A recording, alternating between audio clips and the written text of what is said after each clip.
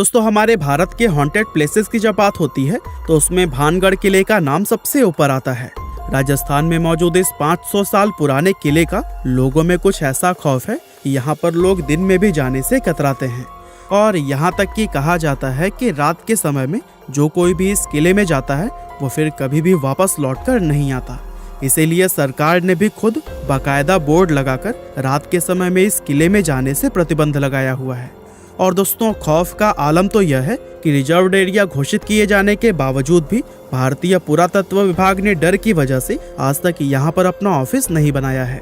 तो फिर भानगढ़ के इस किले का इतिहास क्या है और आखिर क्यों आज इसको इतना ज्यादा खौफनाक और भुतहा माना जाता है, ये सब हम हमारी आज के इस वीडियो में आपको बताने वाले हैं। दोस्तों भानगढ़ के इस किले का निर्माण आमेर के शासक राजा भगवान दास ने सन 1573 में अपने छोटे बेटे माधो सिंह के लिए करवाया था। उस समय यह किला पूरी तरह से खुशहाल हुआ करता था और इस किले के अंदर व इसके चारों तरफ लोगों की घनी आबादी रहा करती थी। लेकिन फिर अचानक एक ऐसी अनहोनी हुई जिससे कि इस किले की खुशियां हमेशा के लिए खत्म हो गई और एक समय खुशहाल नजर आने वाला यह विशाल किला एक भुतहा जगह में बदल गया।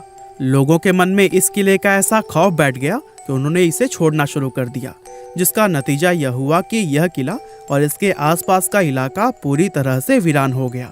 यहाँ तक कि आज भी ये किला सैकड़ों सालों से इसी तरह से वीरान पड़ा हुआ है, जो कि दिखने में बेहद ही खौफनाक नजर आता है। इसके बारे में लोग यह बताते हैं कि किले से लोगों के चीखने, चिल्लाने, रोने और घुंघरुओं की रहस्यमयी आवाजें आती हैं। साथ ही बहुत से लोग यह भी दावा करते हैं कि जो कोई भी इस किले में रात के समय गया है वो फिर कभी भी वापस लौटकर नहीं आया है और यही वजह है कि दिन में भी बहुत कम लोग ही इस किले के अंदर जाने की हिम्मत कर पाते हैं। अब ऐसे में ये सवाल तो मन में जरूर आता है कि आखिर इस किले के साथ ऐसा क्या हुआ था कि इसको इस तरह से शापित और भुतहा माना जाने लगा। असल में इस किले के हॉन्टेड होने के पीछे लोगों द्वारा एक नहीं बल्कि कई अलग अलग कहानियां बताई जाती हैं, लेकिन उन सभी में सबसे फेमस, जिस पर लोगों द्वारा सबसे ज्यादा भरोसा किया जाता है, वो है राजकुमारी रत्नावती की कहानी। कहते हैं कि जब इस किले का निर्माण करवाया गया था तब इसमें रत्नावती नाम की एक बेहद खूबसूरत राजकुमारी रहा करती थी। उस समय राजकुमारी रत्नावती की उम्र 18 साल थी और उनकी खूबसूरती की चर्चाएं दूर दूर तक हुआ करती थी। उनकी सुंदरता की वजह से ही बहुत से अलग अलग सियासतों के राजकुमार उनसे शादी करने की इच्छा रखते थे, जिसके चलते अक्सर ही राजकुमारी रत्नावती के लिए शादी के प्रस्ताव आते ही रहते थे।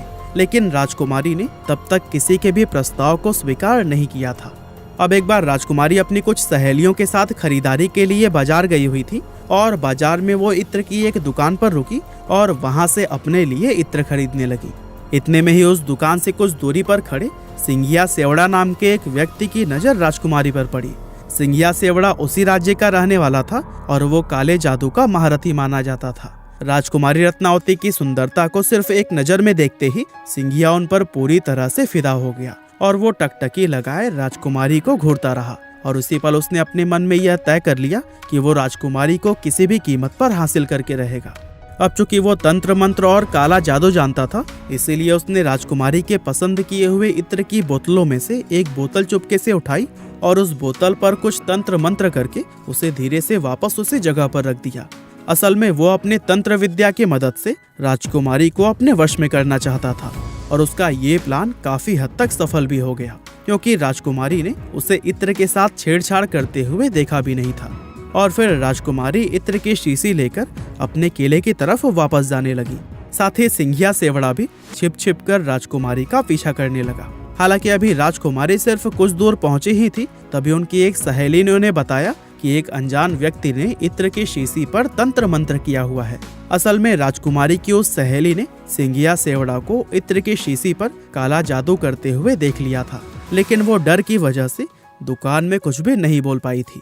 अब राजकुमारी को जैसे ही काले जादू की बात पता चली तो उन्होंने वो इत्र की शीशी रास्ते में पड़े हुए एक विशाल आकार के पत्थर पर दे मारी।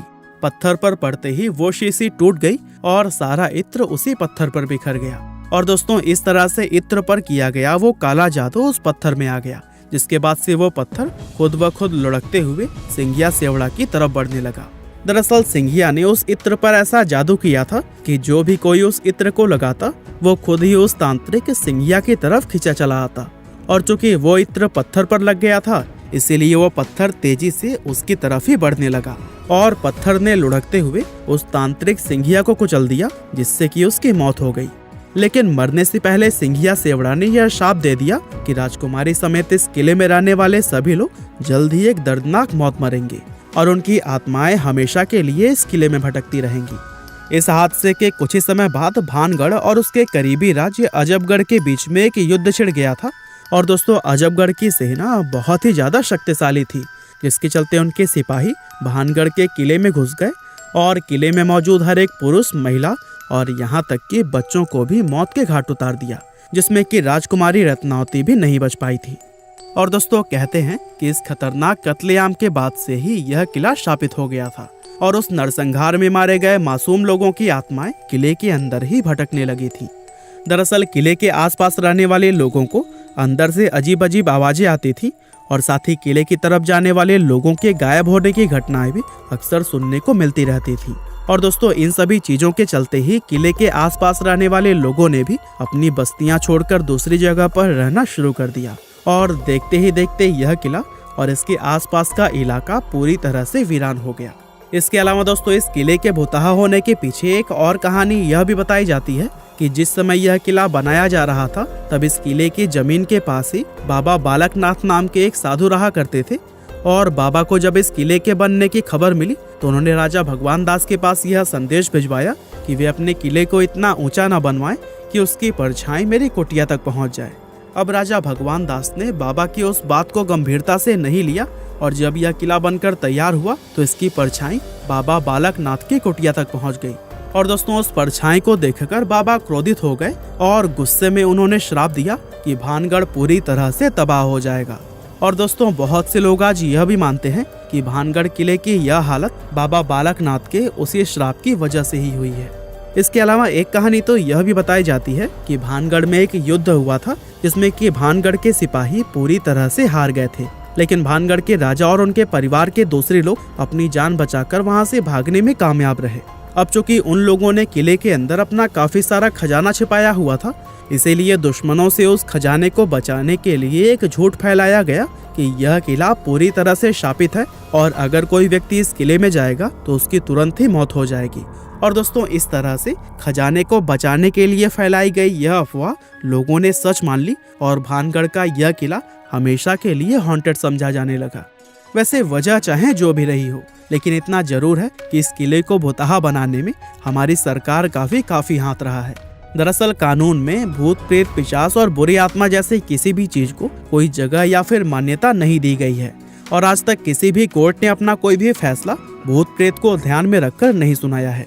इसके बावजूद भी सरकार द्वारा किले के बाहर बोर्ड लगाकर उस पर लिखना कि रात में इस किले में जाना मना है और भारतीय पुरातत्व विभाग का यहाँ पर अपना ऑफिस न बनाना, ये सभी चीजें कहीं ना कहीं इस बात की तरफ इशारा करती हैं कि हमारी सरकार भी भूत प्रेत में विश्वास रखती है। और दोस्तों, सोचिए, जब सरकार की तरफ से ही ऐसे कदम उठाए जाएंगे तो फिर जाहिर सी बात है कि आम लोग तो इस किले को सच में ही शापित समझेंगे। वैसे आपको क्या लगता है, ये किला सच में भुतहा है या नहीं? और क्या आप लोग भूत प्रेत आदि में विश्वास रखते हैं? हमें कमेंट करके जरूर बताइएगा। आपका बहुमूल्य समय देने के लिए बहुत बहुत धन्यवाद।